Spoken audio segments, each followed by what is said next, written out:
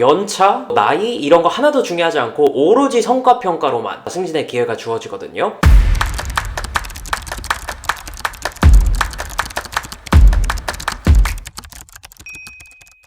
네, 안녕하세요. 커리어 개발자 알렉스입니다.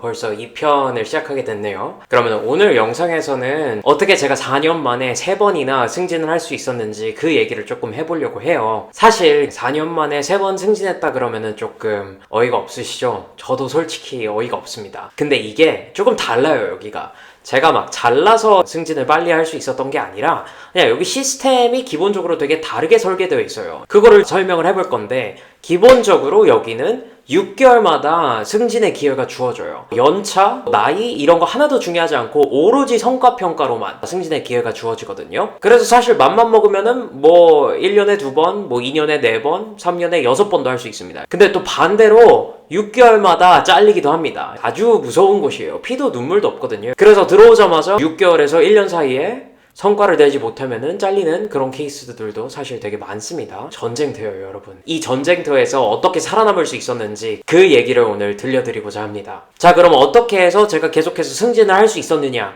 저는 3가지의 포인트가 있었다고 생각을 해요. 첫 번째가 무조건 팀을 잘 만나는 것, 두 번째가 평가 기준에 항상 초점을 두는 것, 그리고 세 번째가 투명한 매니저와의 관계 형성. 이 3가지가 가장 중요했다고 생각을 해요. 자, 그럼 그거를 하나씩 하고 들어가 보겠습니다.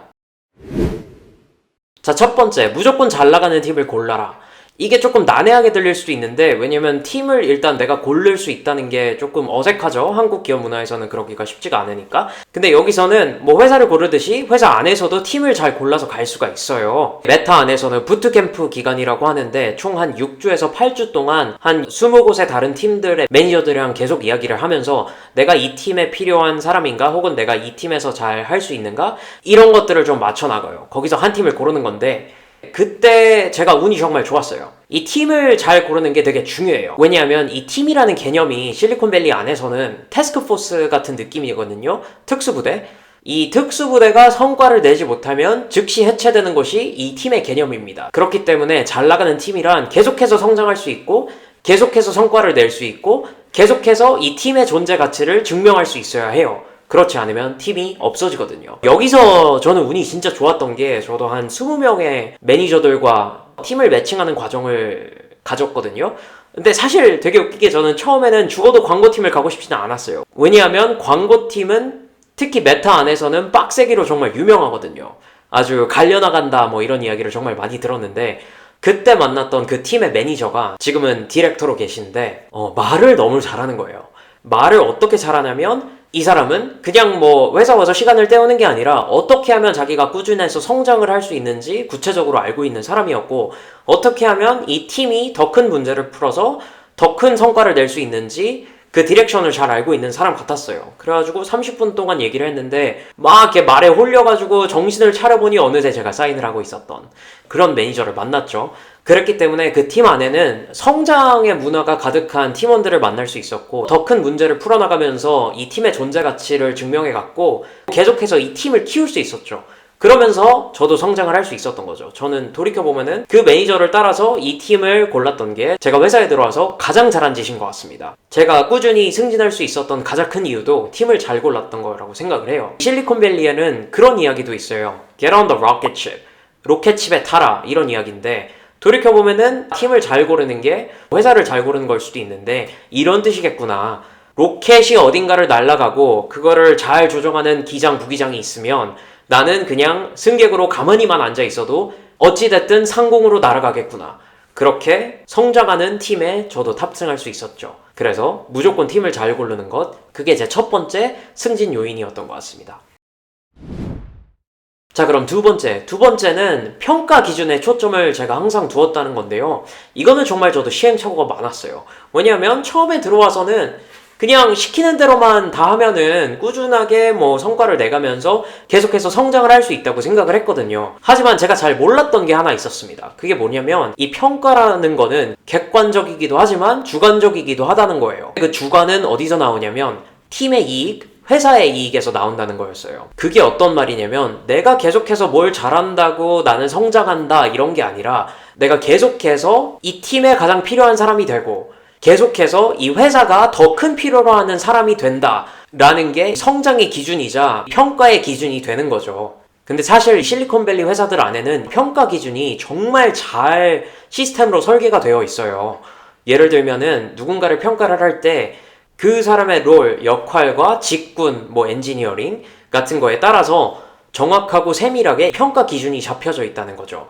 예를 들면은 개발자는 코딩도 잘해야 되지만 그 외적인 것도 되게 잘해야 된다라는 성과 평가 기준이 명확하게 나와 있어요.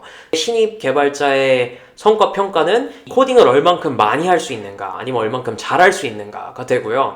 나중에 이 개발자가 시니어, 그러니까 연차가 있는 개발자로서 평가를 받을 때는 오히려 코딩은 중요하지가 않아져요. 코딩을 많이 하는 것보다 그 사람이 냈던 개발 역량 안에서 얼마만큼의 큰 임팩트를 낼 수 있었던지, 그게 revenue, 돈이 될 수도 있고요. 아니면은 developer efficiency 같은 게 될 수도 있어요. 옛날에는 코딩을 열흘을 했었어야 됐는데 이 사람이 만들어낸 솔루션을 통해서 이제는 이틀만 하면 된다든지, 그런 것들이 다 임팩트거든요. 그런 것처럼 이 평가 기준이 개개인에 따라서, 역할과 직군에 따라서 되게 달라요.